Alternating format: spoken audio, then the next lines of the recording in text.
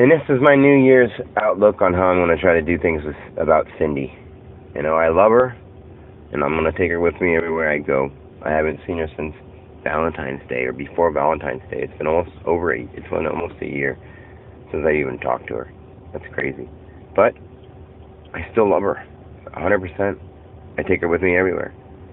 And whether she chooses to hold on to some whatever story she's choosing to tell herself over and over again about me, it's made up now.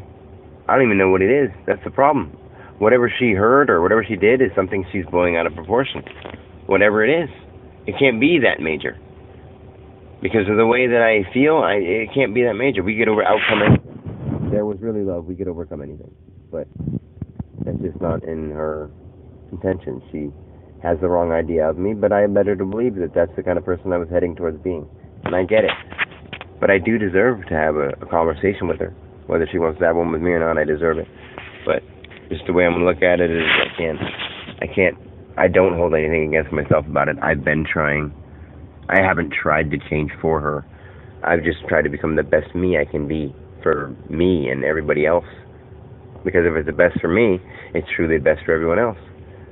It's that way for everybody, because if it's truly the best for you, you're going to be the best for everyone else.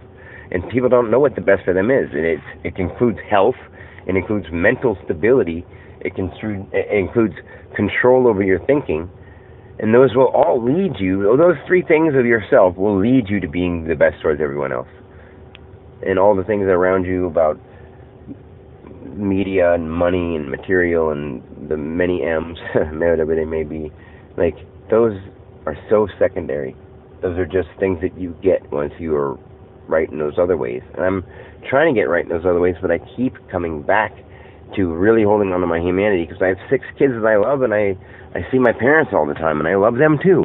And whether my parents are old-fashioned and negative from the Great Depression days and the baby booming era, I understand that. And my dad's a Vietnam vet, and I understand that. And my mom is a hard-working, retired third-shift worker who took care of a family with a disabled veteran husband, and I understand that.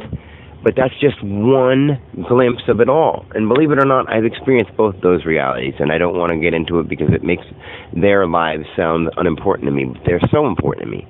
I just do understand them in a way that other people wouldn't, especially if I take my mind and go there. Anyway, and then with my kids, they're in a generation of everything's done for you, and if it's up to you to think for yourself, you don't do it. You follow along with the crowd. You follow along with one of the trends, not all of the trends. Maybe you don't like some of the common trends, and maybe you don't think that you're in with the crowd, but you're in with one of them. There's one of the things you're holding on to, whether it's the video games, the trending, the teeny bopper stuff, the pop music, the culture. It's just one of those things they hop onto, and they may not agree with some of the other ones and think that they're not part of the trend, but they're part of one of them. There's not very many people these days that are unique. And I don't want to put anyone down, so I can't say my opinion, because it's like I'm allowed to think what I think about people. I'm allowed to know what's going to lead them towards the better of them, If my son Matt cut his hair and tried purposely to look a little more well-kept, he would totally change his life around. But if I said that to him, he'd think I'm insulting him. But I'm not trying to insult him. I just see him going so much farther. If he got a little straightened up and took himself seriously. He doesn't take himself seriously. And if he thinks he does, he's wrong. Because he doesn't. He needs to look at himself and see himself the way other people see him. And realize that he's not taking himself seriously. He's making a joke of himself. And I love him to death. He's my best friend. And I feel insulted that he didn't spend any of his time here with me. Like, I'm his best friend. And if this is me holding on to it in a humanity way.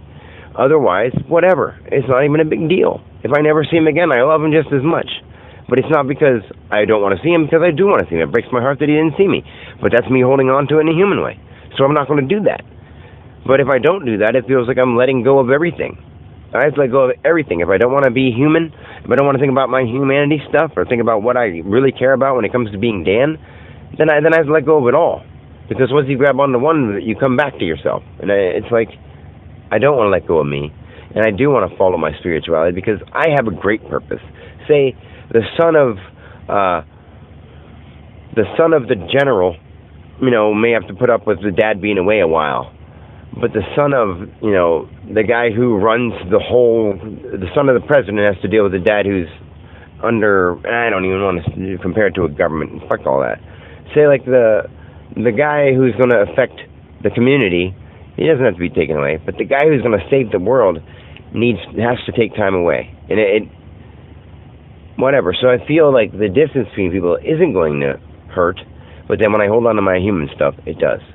So, like using Matt as that example, like he could straighten up and get himself put together. But if I don't even want to go there. I mean, I'm not trying to ruin this talk, but Matt, I'm so confused about how to respond to that topic. I love when I can see him doing so much, and at the same time, I don't see him going very far because he's not trying very hard.